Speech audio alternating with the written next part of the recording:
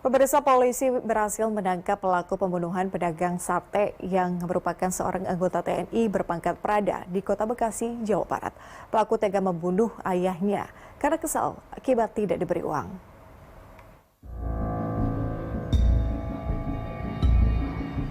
Polisi berhasil menangkap pelaku pembunuhan pedagang sate di Kota Bekasi, Jawa Barat. Pelaku adalah seorang anggota TNI berpangkat Prada yang merupakan anak kandung korban.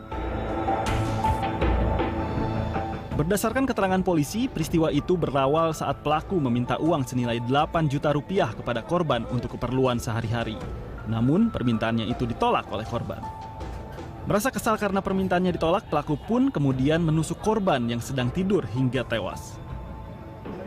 Sehingga karena kehabisan darah, sehingga korban menyebabkan meninggal dunia. Selanjutnya petugas kepolisian mendatangi TKP dan melakukan olah TKP. Selanjutnya mengevakuasi korban untuk dibawa ke rumah sakit Polri, dan atas kejadian tersebut melaporkan kejadian ke Polsek Medan Satria untuk guna pengusutan lebih lanjut.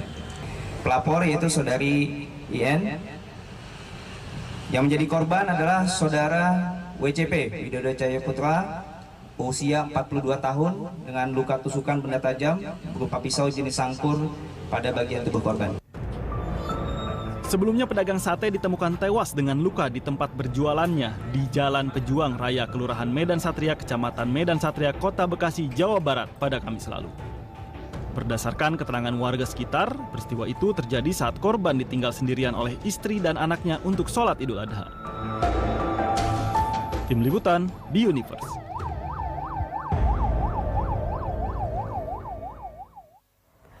Untuk memperbarui informasi terkait dengan kasus itu, kita telah terhubung dengan Komandan Pamdam Jaya, Kolonel CPM Irsyad Hamdi. Selamat sore, Pak Irsyad. Terima kasih sudah berkenan bergabung di Berita Satu Sore. Pak, kami ingin konfirmasi kembali bahwa apakah benar bahwa pelaku seorang anggota TNI berpangkat Prada yang merupakan anak kandung korban, Pak? Jika benar demikian, sanksi apa yang kemudian diberikan kepada pelaku? Ya, Mbak. Sebelumnya saya sampaikan yang bersangkutan memang betul anggota TNI aktif. Namun demikian yang bersangkutan pada saat ini sudah dijatuhi hukuman dalam perkara disersi. Disersi itu meninggalkan satuan dalam dinas dan sudah ada keputusan untuk pemecatan. Namun demikian untuk proses administrasinya memang sedang berjalan. Karena proses administrasi belum keluar, secara status yang bersangkutan masih anggota TNI, sehingga penanganannya ditangani oleh kami. Dalam hal ini penyidik Pamdam Jaya Kata. Dari hasil pemeriksaan yang kami dapati, memang tersangka ini atas nama Prada Dimas Semawan ini memang memiliki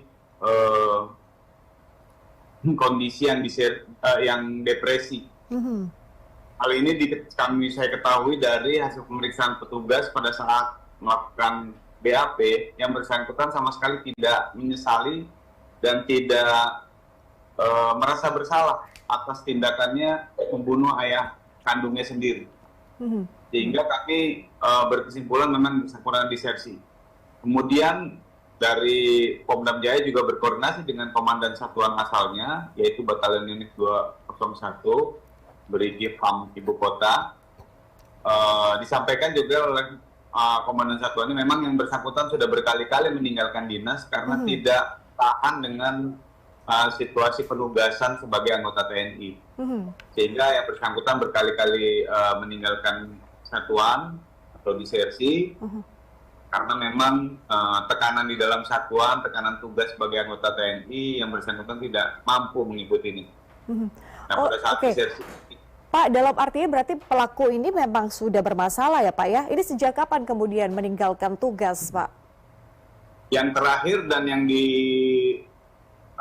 disidangkan di in absentia di Mahkamah Militer itu yang kasus yang bersangkutan meninggalkan satuan itu terhitung tanggal 30 Mei 2022.